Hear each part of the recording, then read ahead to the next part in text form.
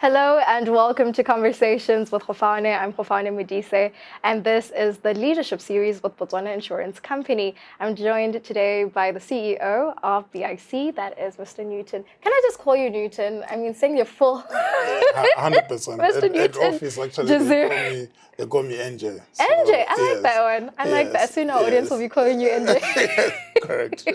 In our previous episode, we were really talking about crisis, managing crisis, but more than anything, the leadership characteristics that come with managing crisis. And when you really assess that leadership is not just about what you call it, being a strong leader and so on, but you mentioned the values, you mentioned trust and so on. But what is it that you instilled within the workers that made them trust you? I think one of the things that you also require for people to trust you is authenticity, standing by what you say and carrying it through.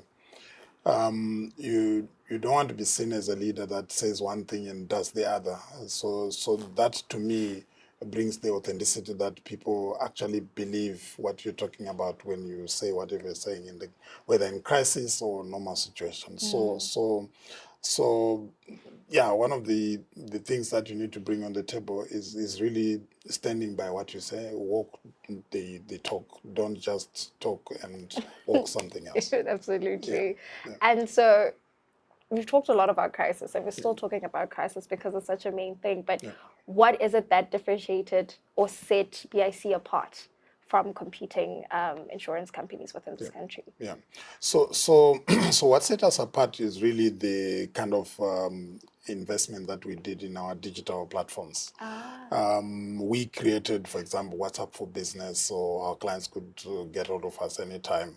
We knew that complaints is one of the key things in any service industry, so we created Aribu, a system that was sort of like, allowing customers, even up to now, we didn't drop it because it's now post-COVID, so we carried on with that.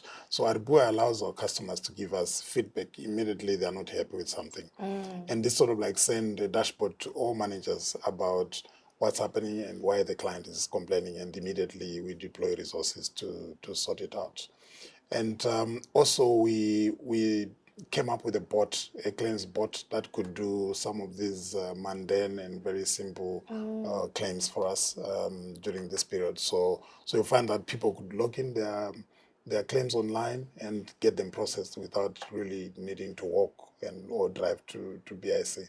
So these are some of the competitive advantages we had, because we had the capital to invest in this space, and also to quickly sort of like move the agility to get things happening in response to the crisis that we're facing. So I think that, plus opening the channels of product distribution that were also online and not just physical, also helped us, because people could buy our products on our website.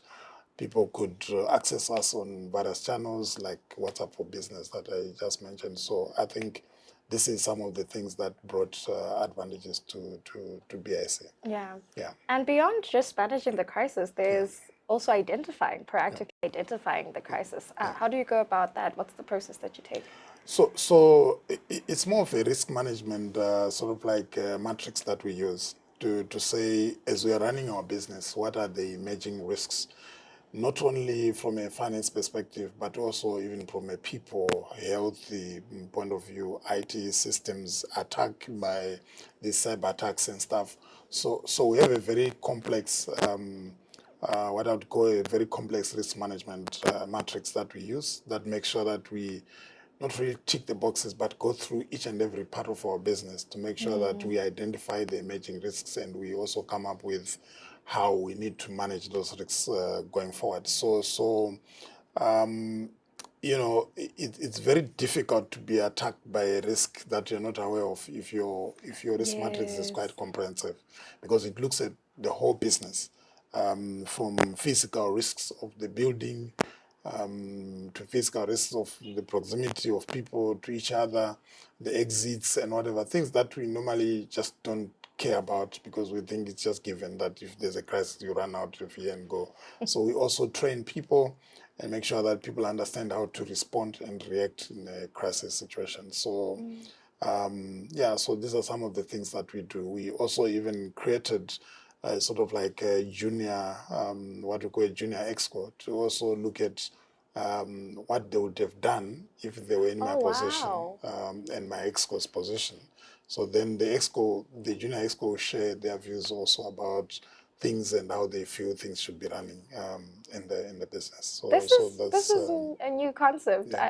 Please break it down for me. So you have a junior exco telling you as a leader, with your 15 years of experience, telling you what to do. Yes. So what happens is that, of course, the buck stops with me in terms of their suggestions and whatever. But we feel that this cultivates a culture of, inclusiveness, where people feel that whatever is happening to the business is also because of us. And sometimes we think that because we are leaders, we monopolize good ideas. But we are not a monopoly of great ideas. Some great ideas are sitting in very junior people, not even management, not even exco, but they're sitting there in very junior levels. So we're trying to tap into that as well, because great ideas sometimes come from there. And that's how we sort of like manage all our risks in the business. I like this. It's very forward thinking. It's also embracing the young, and also when you consider, how the different generations that are working here, some look at crisis in a different way. And I can also imagine you saying, well, I never thought of it that way. Was there something in particular that you listened to from one of the juniors and you thought, this is new, I should have thought of it like that? 100%. That's actually a couple of things that they brought onto the table. I'll give you a simple one. For example, when we meet our targets, we do well, and we tend to believe that let me have a party to celebrate with my team. But then the junior exco came up with the view that no, you must understand how we want to be appreciated. It's not about partying all the time.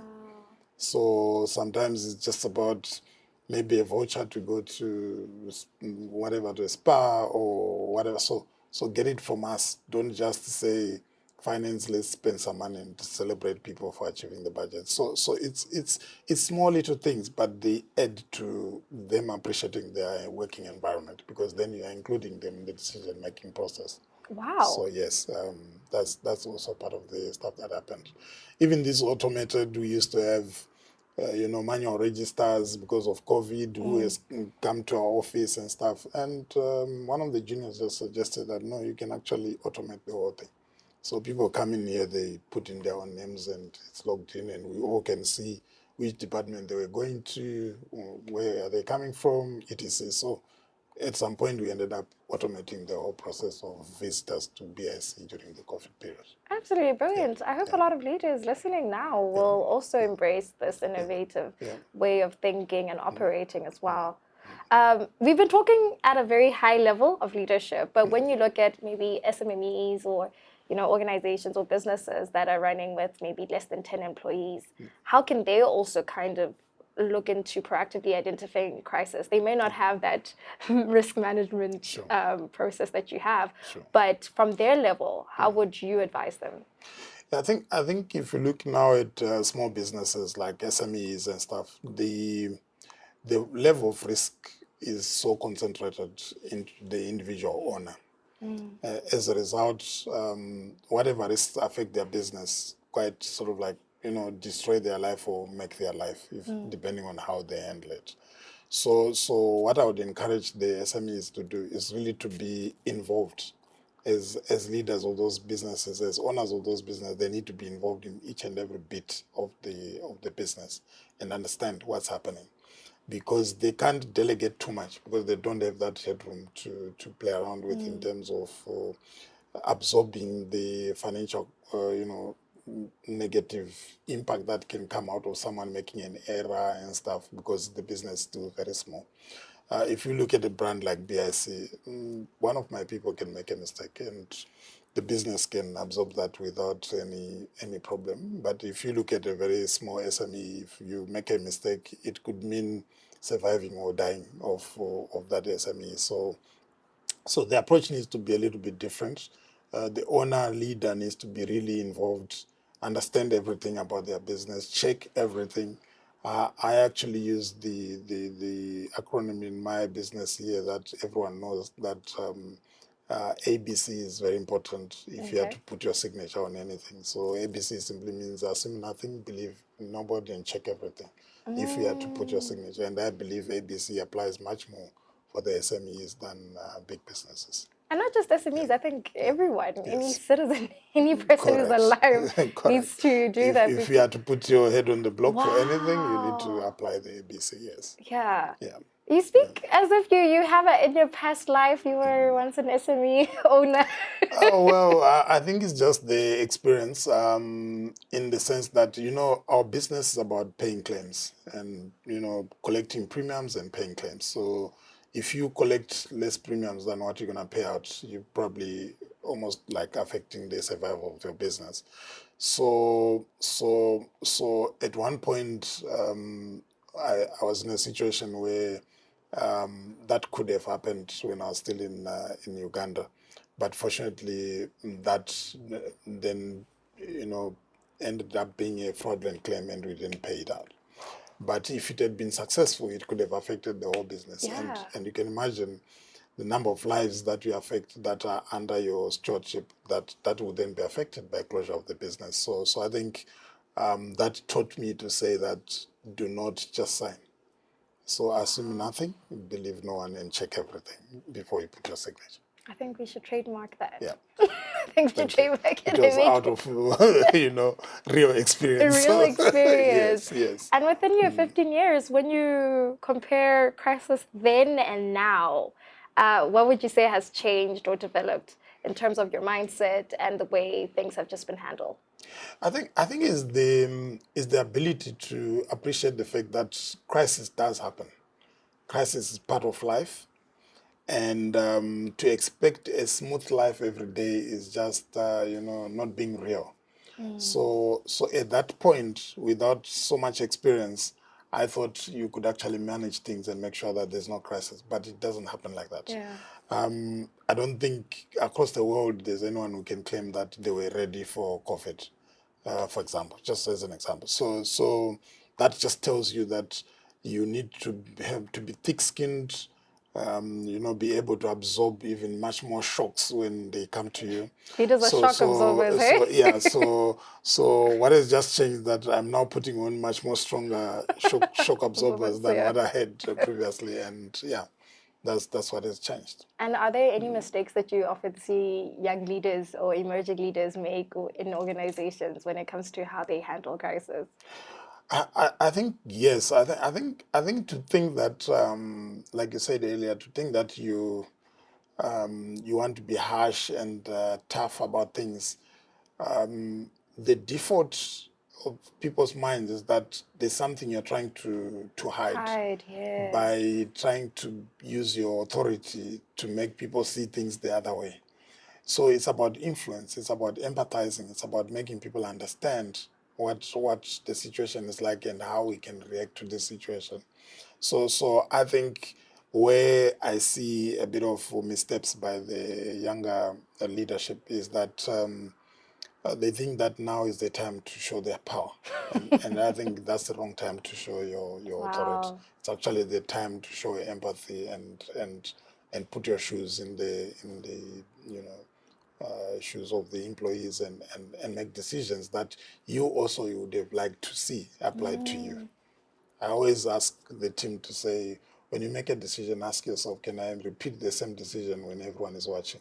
And if the answer is yes, then you repeat it several times. That you repeated several Yes, times. yes. That's actually very interesting. And then, is there something else that you're learning from young emerging leaders or young leaders in terms of how they handle crisis? Because we've seen the challenges that they go through, or the misconstrued ways they handle crisis. But is there something that you've appreciated from Yes, emerging leaders? 100%. I think one of the things that I appreciate with the young leadership is that the profile of employees across Africa in particular is changing. It's becoming younger and Yeah. younger.